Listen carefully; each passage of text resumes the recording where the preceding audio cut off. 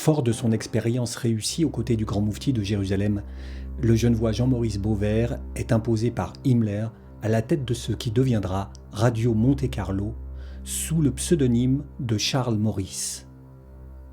Née radio de propagande, elle émet sur toute la Méditerranée, du Levant au Maroc, des nouvelles de la guerre et aussi des messages codés aux parachutés, comme le faisait Radio Londres aux résistants.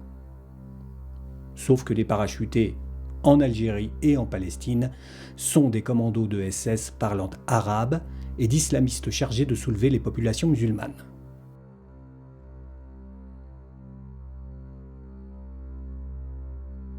À Monte-Carlo, les capitaux sont nazis, vichistes et fascistes, mais c'est Berlin qui donne le là. Le djihad islamique est devenu l'argument numéro 1 pour tenter de contrer les discours américains et gaullistes qui parlent d'indépendance nationale ou d'égalité républicaine aux peuples colonisés qui envoient des troupes en nombre. Le fascisme ne fait plus rêver en 1944.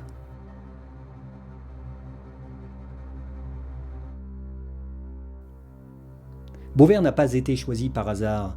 À Genève, avant-guerre, dans l'entourage de Chekhi Barsalan, il a croisé la crème des nationalistes arabes. Comme Messali Hadj et son adjoint, Mohammedi Saïd, alias Si Nasser. Bien qu'emprisonné par la France, chef du mouvement nationaliste algérien, Messali Hadj interdit au MNA d'accepter les offres allemandes. Au contraire du pieux Saïd, qui s'engage dans la SS avec le grand moufti, avant d'être l'un des parachutés allemands en Algérie. Une déchirure qui poussera Saïd à éliminer plusieurs dizaines de membres de son ancien parti, le MNA, pendant la guerre d'Algérie. Il est en effet devenu le premier colonel du FLN dans les années 50, formé au Caire par les officiers allemands de Nasser. Bien des années plus tard, il sera l'un des fondateurs du FIS algérien, le Front islamique du salut, qui installe l'islamisme au Maghreb.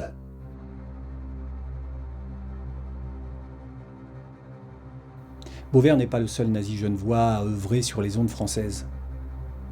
Géo Oltramar, son ancien chef de l'Union nationale, le parti fasciste suisse, est l'une des voix les plus écoutées de Radio Paris. C'est sous le pseudonyme de Charles Dieudonné qu'il se fait connaître, tandis que sous son nom d'acteur, d'André Soral, il joue dans plusieurs films dirigés par le Genevois Jean Chou, l'un des cinéastes qui continue de tourner sous l'occupation. Ces deux pseudonymes deviendront les noms de scène de deux figures de l'antisémitisme français, réunis dans un projet de rapprochement de l'extrême droite et de l'islamisme financé par l'Iran.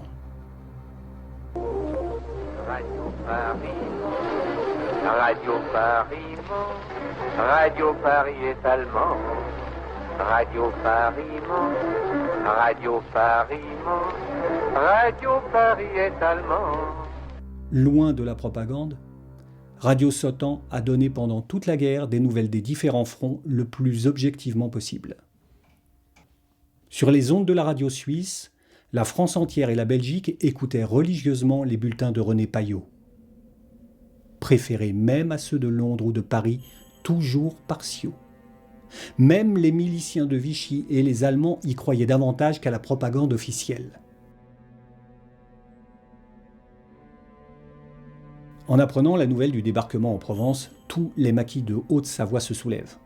Évian, Thonon, Saint-Julien prennent d'assaut leur garnison allemande qui se rendent après quelques heures de combats meurtriers. À Annemasse, l'essentiel de la garnison se réfugie en Suisse et le reste se rend. Plusieurs centaines d'Allemands sont faits prisonniers dans le département. Mais il reste les 3850 hommes de la garnison d'Annecy, lourdement armés. Contre des résistants 6 fois moins nombreux qui encerclent la ville avec des armes de poing et quelques malheureux fusils. Qui font tout pour faire croire qu'ils sont beaucoup plus nombreux. C'est alors que Radio Sotan, de Lausanne, annonce qu'Annecy est encerclée par près de 10 000 hommes lourdement armés. Les Allemands qui écoutent religieusement les nouvelles du front à la radio suisse depuis des années ne peuvent qu'y croire. Ils se rendent le 19, sans combattre.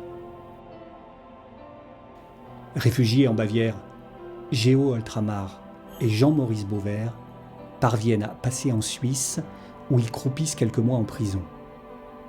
Oltramar échappe ainsi à la condamnation à mort par contumace que ses diatribes antisémites lui ont valu en France.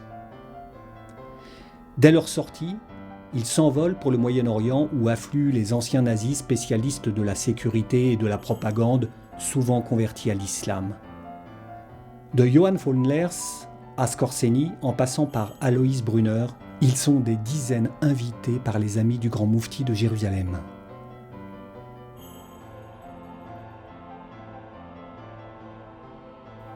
Capturé par les Français, mis au frais à Paris dans une villa cossue, le leader islamiste a échangé sa liberté contre son acceptation implicite de la présence française au Maghreb. Du coup, Paris n'a entendu ni les demandes d'extradition serbes et britanniques, ni les remontrances américaines et juives. Muni de vrais faux papiers, Al-Husseini a pu prendre tranquillement à Orly son vol pour le Caire. Avec son appui, Jean-Maurice Beauvert crée Radio Damas, tandis que Géo Ultramar prend la direction du service français de Radio Le Caire.